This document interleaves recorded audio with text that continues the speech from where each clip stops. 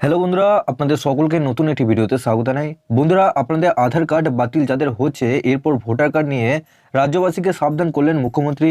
এর সাথে যাদের আধার কার্ড বাতিল হচ্ছে তাদের জন্য নতুন পোর্টাল কিন্তু চালু হচ্ছে এবং আপনাদের ব্যাংকের সাথে আধার কার্ডে নিয়ে মুখ্যমন্ত্রী আপনাদের কি জানাচ্ছে, আপনাদের আজকে যে নতুন আপডেট সেই আপডেটে কি জানিয়েছে মুখ্যমন্ত্রী, তো চলুন আজকে এই ভিডিওর মাধ্যমে আপনারা জানতে পারবেন। তার আগে বন্ধুরা, আপনাদের কাছে একটা রিকোয়েস্ট করবো, চ্যানেলে নতুন হলে চ্যানেলটিকে অবশ্যই সাবস্ক্রাইব করে বেল নোটিফিকেশনটি অল করে রাখবেন এই ধরনের নতুন কিছু আপডেট সবার আগে পাওয়ার জন্য। আর যারা আগে থেকে সাবস্ক্রাইব করে রেখেছেন তাদেরকে অসংখ্য ধন্যবাদ। তো চলুন বন্ধুরা, ভিডিওটি শুরু করা যাক। তো সবার প্রথম আপনাদেরকে জানিয়ে কি আপনাদের মুখ্যমন্ত্রী আজকের যে আপডেটে কি বলেছে, তো চলুন আগে সেই ভিডিওটা জেনে নেওয়া যাক। যাদের আধার কার্ড বাতিল করে দেওয়া হচ্ছে তারা ইমিডিয়েট আমাদের জানাবে।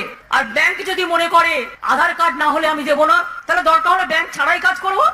1 মাস বাদে বা 1 মাসের মধ্যে ইলেকশন ডিক্লেয়ার হবে, তার আগে সব ভোটপত্র কেড়ে দাও, সবাইকে ভোটার লিস্টে ভালো করে নাম তুলবেন। আর আমি ভোটার লিস্টে ভোটার কাজের সাথে যারা যুক্ত আছে কোন সাধারণ মানুষের নাম যাতে বাদ না পড়ে আপনাদের লক্ষ্য রাখতে অনুরোধ করব। আমি ব্লকে ব্লকে পঞ্চায়েতে যারা আছেন, গ্রাম সভায় যারা আছেন, জেলা পরিষদে যারা আছেন, বুথে যারা আছেন, সিভিক ভলেন্টিয়ার্স আছেন, গ্রিন পুলিশ আছেন, আশার মেয়েরা আছেন, আইসিডিএস এর মেয়েরা আছেন, সবাইকে অনুরোধ করব, দেখুন তো কোথায় কোথায় আধার কার্ড কার কার বাতিল করা হচ্ছে। দরকার হলে আমি সিএসকে বলবো একটা অনলাইন একটা পোর্টাল চালু করে দিক। যাদের যাদের আধার কার্ড বাতিল করে দেওয়া হচ্ছে তারা ইমিডিয়েট আমাদের জানাবে, অল্টারনেটিভ কি করে দেওয়া যায় সেটা আমরা দেখব। আর ব্যাংক যদি মনে করে আধার কার্ড না হলে আমি দেবো না, তাহলে দরকার হলে ব্যাংক ছাড়াই কাজ করব।